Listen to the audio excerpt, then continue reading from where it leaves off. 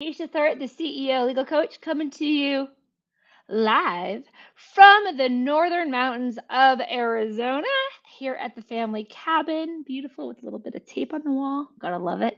But I would never miss my opportunity to be with all of you. And today we have an exciting topic, and that is why every business, no matter how small, even before you've made your first dollar, why you should use NDAs and how to get one for free to make sure that you are protecting everything that is of value, not only today, but in your future.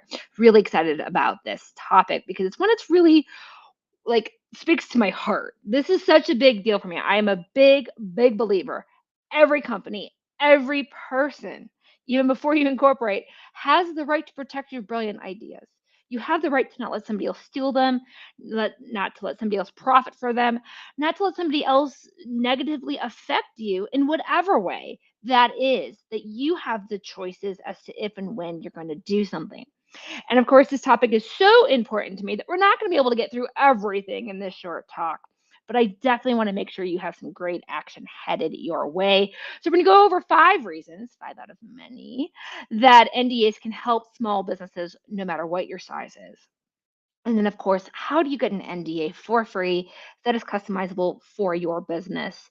And again, this is all for business owners. So do not feel you need to have any background in legal knowledge, contracts, blah. Nah. This is about you, your business, your right to make money from your ideas, and the encouragement to keep your brilliant ideas coming into this world, because that's really what this is all about, is your opportunity to get out there and change the world. And that is what I'm here to support. My name is Acacia Thornton. I am the CEO legal coach, longtime licensed attorney for solopreneurs up to Fortune 500s, also an even longer small business consultant. Started with the Wells Fargo Center for Small Business and Entrepreneurship many a year ago. And then I'm also an award winning sales rep for companies of different sizes, which is why I have a big belief that we don't do things to protect. We don't do things just to make money. We do things holistically for our companies and for the mission that we have to bring these companies and these brilliant ideas into the world. And that is what I am here to support, no matter what your business size is. Now, let's get into some of the juicy goodness here. First and foremost, what is an NDA? If you're not familiar with what an NDA is an acronym that stands for non disclosure agreement. It is simply a signed document that a party is promising not to share the information disclosed with them. That's simple. There's nothing profound about this. There's no money exchange. There's no other things involved. Very simple. I'm going to share some stuff with you. Please don't share it with others without my permission. Please don't use it in a way other than I am intending for you to use it. Just because I give you samples of my product does not mean you can now go resell them. Does not mean you can put them into your products without paying me. You actually have to finish the order, and so on. And what I love about NDAs as an attorney and small business consultant is they're free to use. Once you have a template set up for your business, which is actually really easy to do, you can use it over and over again for free. And I can tell you that's what the big guys are doing every day. And it's a big advantage they have because they know how to do that.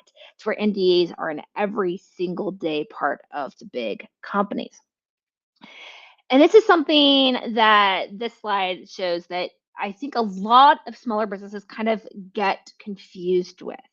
When we start our business relationships, whether it's with a potential investor, maybe you have a business partner. I have had clients who have business partners.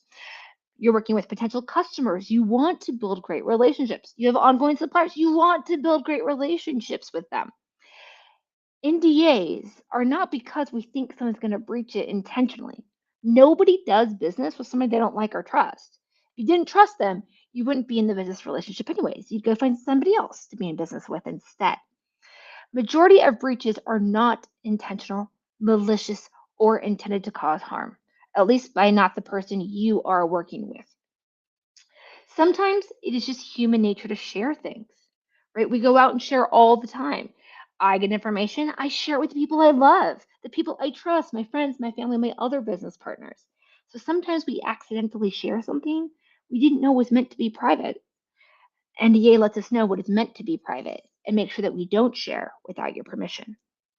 Another thing about NDAs in the business context that small businesses sometimes get confused about is when you're signing an NDA with somebody, it is the business entity that is signing that, not the individual. We work with our sales reps. We work with the whatever representative that we're building that relationship with, our point of contact. Who are we in the door with on the other side?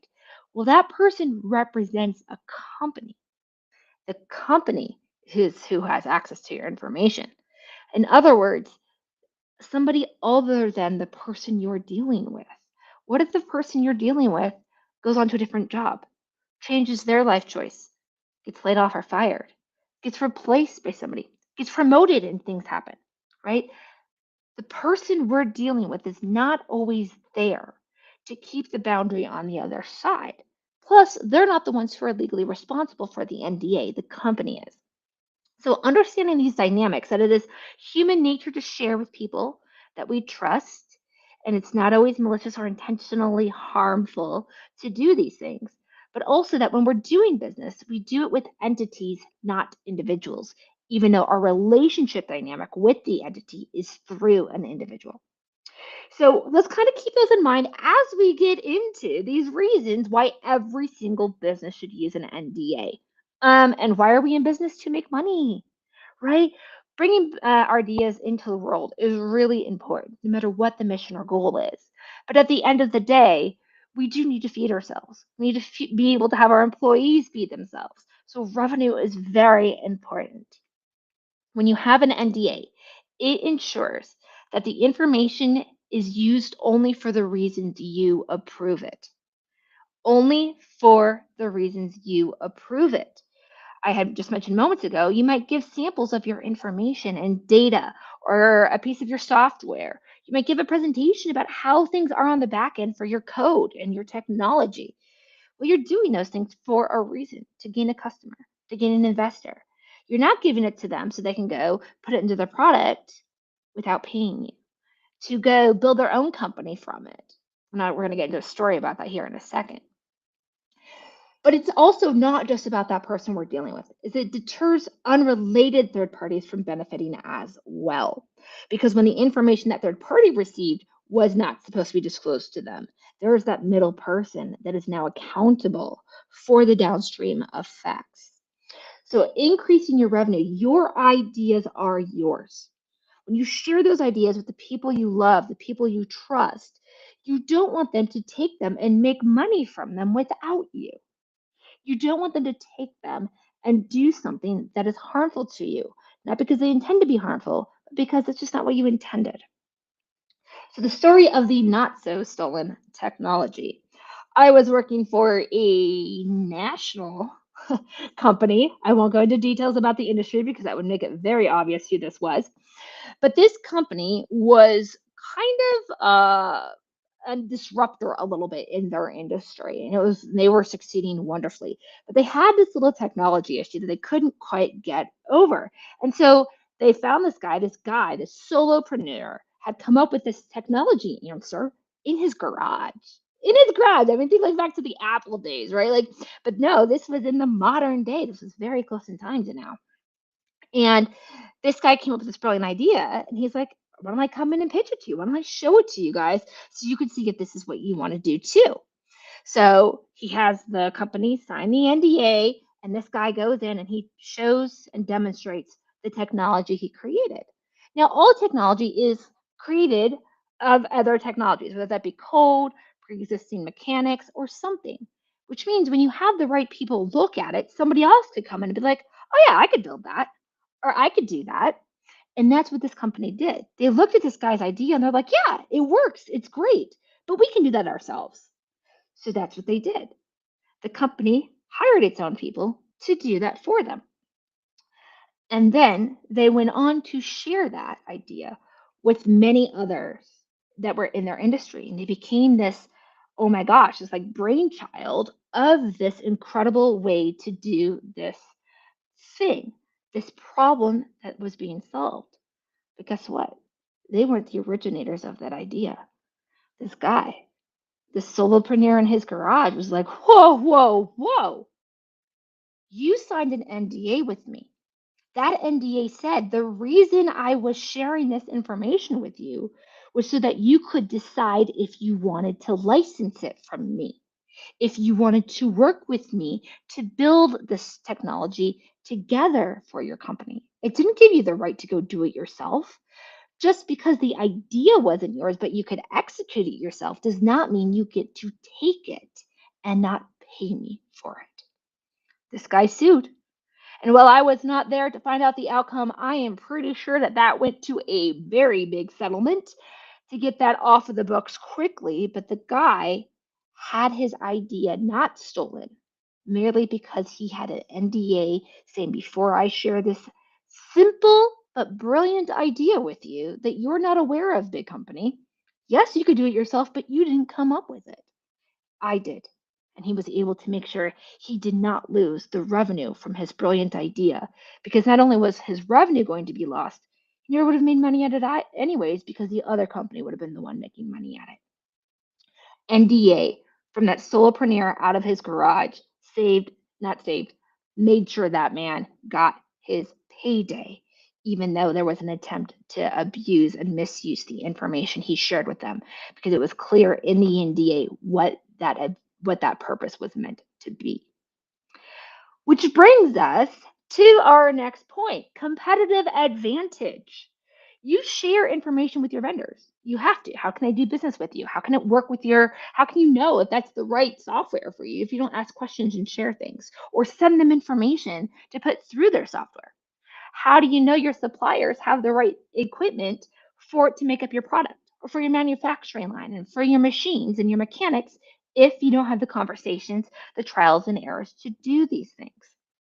So, in addition to sharing vendors, you also target the same customers as your competitors, right? Maybe you compete directly, maybe indirectly, but either way, you're going to grow and your competitors are going to grow, and you're going to grow going after a lot of the same customers.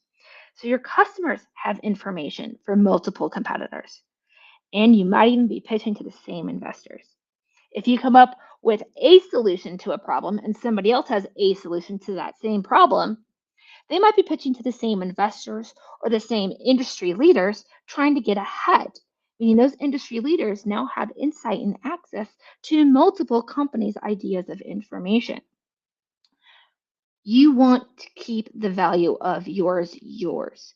You want to make sure your customers, your vendors, and those investors can't go say, hey, we loved yours, but we're going to take part of your ideas and give it to the other guy. Because I think if these guys had your information, they would be even better and do better.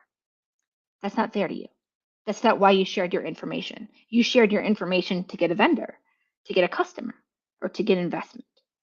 That is why. And so having NDAs in place actually keep your competitive advantage because it continues to differentiate you and your value from your competitors and make sure that your shared partnerships, whether that be vendor, investor, or customers, that they can't go share it with the other competitors, right? You don't want one competitor getting a hold of all of your information plus others. Like that's not fair. That's not right. That's not why you're sharing this information. But I've seen that. I have seen customers been like, "Hey, here's a whole pitch deck from these guys. How would I give it to you? You do it cheaper and better." That might be a violation of an NDA because it's sharing confidential information with somebody who wasn't supposed to have it. And so this story here is about let's part ways. I wrote party. I'm up with my family in the cabin. Freudian slip right there. It should say let's part ways, and I'll keep your ideas. Dear friend of mine, she is a co-founder of a big event in another state. Big event. And one of her partners wanted to step out. And he's like, I'm going to step out and we're going to put this guy in instead. So now it's her and another guy. And this guy had great ideas. And of course, she's got the whole background on all of this stuff. So they start collaborating because he was introduced through a trusted source. And they go through this whole thing for months working together, I think a little over a year. And then he just goes to her, you know what? I'm going to go do this myself. And I'm taking your ideas with me. She didn't have an NDA in place. She had been working with this guy for months because in possibly even a year to build the same thing. They were both going to benefit and profit and bring this mission to life the same way together. And then he goes off and was able to take her ideas, and she was like, what do I do? What do I do? And so we went through that, having an NDA in place before we start to collaborate, before we start to share, even if it's people in our team, on our side of everything. Life happens. Who knows why that guy went off to do it himself? Maybe he had a different calling in life. Maybe something changed in his family life. He had his reasons, and I'm sure it wasn't to be malicious or harmful to my friend. But here my friend was without any opportunity. She lost her competitive advantage because she was partnering with somebody within a trusted relationship. An NDA would have made sure that that didn't happen. And so when you have that NDA and somebody takes your information, you don't have to go after them. You don't have to do the things, but you have the choice. Without an NDA, no matter how big the harm is, it could be multi-million dollars worth of harm to your company. You don't have a choice because you didn't have an NDA. Your ability to take action is limited. Your ability to stop anything is limited, and your ability to recover is almost nothing. So having NDAs in place give you the choice that when something goes wrong, do you want to take action? Do you not? Sometimes it's just not worth it. Like, whatever, that person's out of my life, I'd rather just be over with. Okay, that's cool too. But sometimes the harm is horrible, devastating. Like that guy with the technology take from that company. He had a choice that he was able to do. He had a choice of whether or not he wanted to file a lawsuit and get that company to pay. He could have said, it's not a big deal. I'm just happy to have my name out there and my technology. He could have chosen that. And that would have been his only choice had he not had that NDA in place. So an NDA is not about being mean or saying that you will sue or saying that you're going to enforce things. It's merely about having the choice when the opportunity arises. So you decide when it's worth it and when it's not. Let's switch over to keeping you compliant. We've just talked about how outside people might devalue your company, take your ideas, remove your revenue from you. But what about you being compliant? See, when we have supplier and customer agreements, it's not only us sharing with them, but them sharing with us. You probably have information about how your customers do business. You probably have information about their credit card numbers and other things. Same with your suppliers. You know how your suppliers operate, how they work, what discounts they're willing to give or not give, what their contracts look like. You have a lot of their information as well. And sometimes you have to share and utilize that information with other parties, right? We have suppliers into our company so we can make our products, so we can offer our products, so we can then share those with the world. Meaning sometimes your customers end up with stuff that belong to your suppliers, or vice versa. Right? Sometimes our customers, give us information, and we got to go through all the tools and resources we have, and we utilize some of that to get the answers we need for the product or service we deliver back to the customer.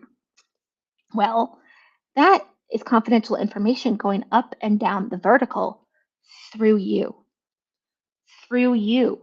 So if you have terms of confidentiality with your customers and with your suppliers that you are responsible for, and you don't have NDAs in place, you are non-compliant because you are sharing confidential information without terms of confidentiality. But two, in the event something goes wrong for whatever reason, accidental or not, you can't do anything about it, and you're going to be fully responsible to whatever supplier or customer's information that was. And so what ends up happening is it breaks your trusted partnerships. You spent years building your customers. You spent years building your vendor relationships. And now, because somebody outside of you did something, you're on the hook. And this is a great story here. The blacklisted password share. Oh my gosh, this one had so many dynamics. So a company had somebody inside share a password, right? Okay, I can't get log in. Can you log in for me? Here's the password. All right. That meant somebody had access to information without permission. If that second employee didn't have their own login, there was a reason. Even if the reason was IT hadn't gotten to it yet, somebody had access to information without permission. Plain and simple. Information was never misused. It was never like that. But that password share was a login to information that belonged to a supplier, supplier number one. But it wasn't actually supplier number one's information. It was supplier one information plus what they got from supplier number two, because many products are a combination of experience and know how plus outside information. And that's what happened with supplier one. It was a combination of their information. And for supplier two, it was the same thing. It wasn't 100% theirs. Part of it was theirs, and part of it belonged to their supplier, the real product owner, the originator of this information into the market. And so, because there was a password share, a breach of confidentiality, somebody had access to information they weren't supposed to have access to, regardless of whether or not that led to any harm. It was a violation of contract that and supplier one had to tell their supplier two to stay compliant with their contracts. And supplier two's supplier contract said the same thing. So this news gets all the way up through multiple companies to the product owner. The product owner said, I'm blacklisting you. I'm blacklisting you. Supplier number two, this happened on your watch. And supplier two was like, no, it didn't. This wasn't our password share. It wasn't us. It wasn't even our customer. It was somebody else's customer. And supplier two was the one who had the product owner relationship, though. So product owner was like, no, no. You have to do all of these things to earn our trust again. You have to spend all this money and do all these things to earn our trust again. And your supplier, I'm sorry, your customer, supplier number one, if they want to have access, they have to go through the same type of stuff. So product owner was able to force supplier number two and supplier number one, and even the password share company, to go through, and every single one of them ended up having to spend over 5 figures, multiple 5 figures for some of them, just to keep the relationship, just to continue getting access to that product. Because guess what? Those aren't their only customers. Every single one of them, supplier two had hundreds of customers, supplier one had hundreds of customers, and they all relied on product owner's information. So if they got blacklisted by product owner, they were screwed. They needed this information from them because product owner was the only way this information came out in this particular format. And so if they wanted it, they had to basically get on their knees and apologize. But they had nothing to do with it. It wasn't supplier one or supplier two's fault. They couldn't have done anything. They could have seen it. All they could do was have the right contracts in place, the terms of confidentiality. So supplier one and supplier two ended up losing multiple 5 figures. One of them lost about a month's worth of product value. And the company that password shared, just the password share, was forever blacklisted by the product owner to never be allowed to get that through any suppliers or middleman again. Meaning the company that simply had a password share had to completely change their product line if they wanted to survive. Because one person gave somebody access to information they weren't supposed to have access to. That happened merely because there was the right contracts in place. That is why NDAs are so important for your compliance. Because if you don't have what you need to stay compliant with your vendors and your customers, somebody outside of you might do something that holds you accountable. And that is what happened to supplier one and supplier two here. And if they didn't have those NDAs and other terms of confidentiality in line, they would have been blacklisted and completely lost hundreds of customers over this product. So those little terms, they add up. Open communication. Let's talk about something positive for a second, right? NDAs are not just about compliance, legal. Sometimes they're about building trust. Sometimes they're about making great things happen together, right? We talked a little bit about how you can go out and get investors, right? How can you do that? By knowing that this investor is not going to take advantage of that, but also you can feel safe and confident that when that investor signs that NDA, they're going to do things the right way. You can have an open and honest question and answer session with them. You can show them what's happening behind the scenes to get them interested in investing. You can even trust your competitors.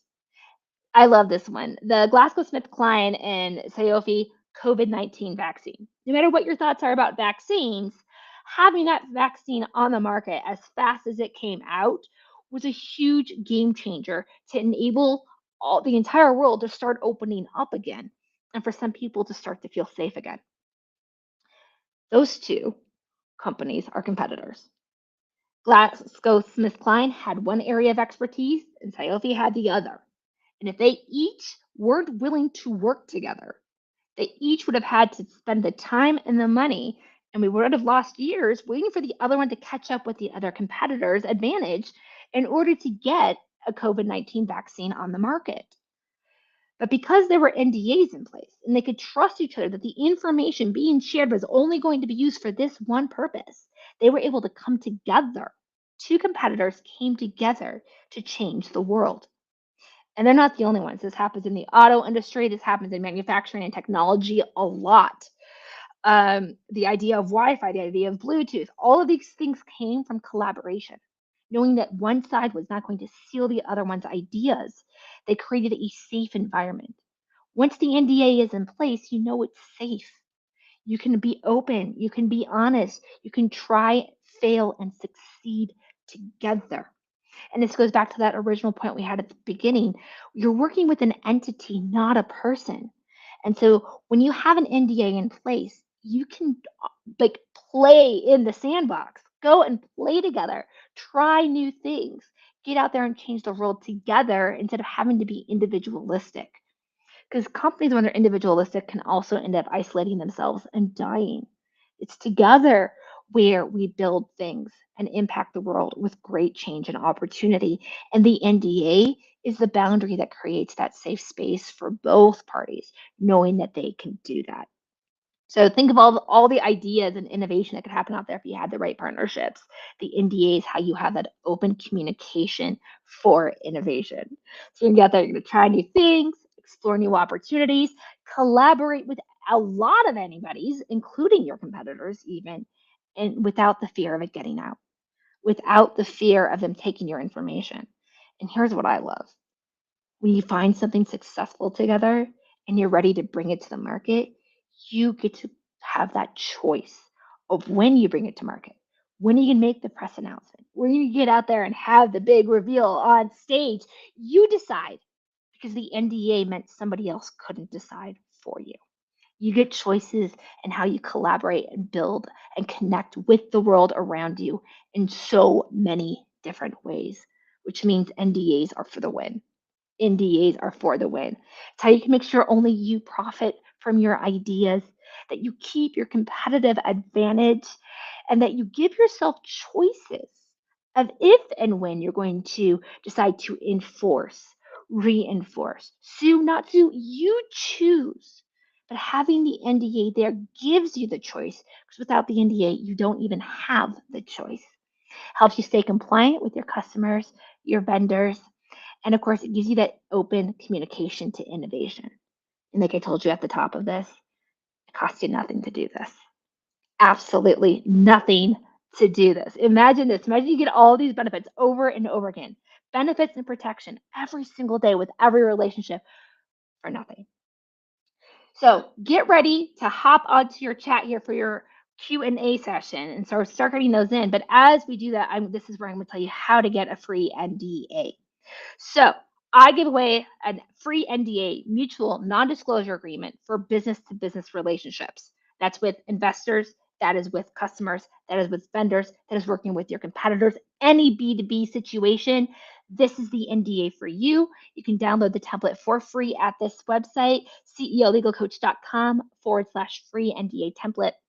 You're going to get a video guide walking you through how to customize it because customization is important, but you're going to be able to do that in under 10 minutes and you'll be able to use that NDA over and over and over again at no charge. I would never have you sign something you don't understand, so I'm going to read it to you. You'll even have one of the options to have me explain it to you as well. And then, of course, I want you to feel confident and comfortable using it. So you're going to get step-by-step videos with talk tracks, how to ask your customers.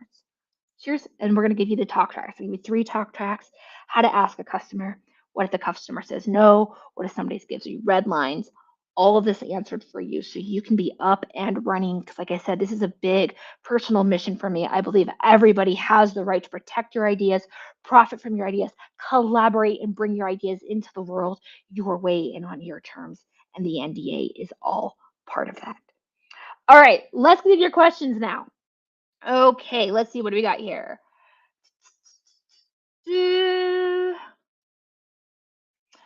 Do NDAs apply to contractors and freelancers? Yes, yes, especially because they're going to get a little bit more intimate information for you depending on what they're doing for you.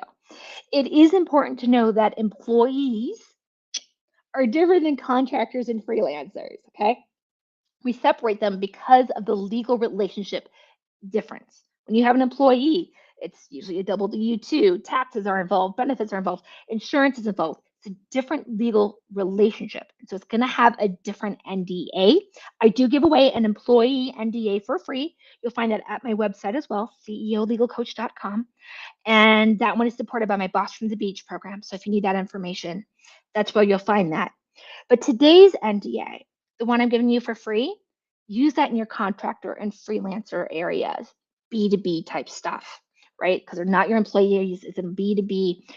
Absolutely have one with your contractors and your freelancers. And today's giveaway is going to be great for you on that as well. Yes. Um,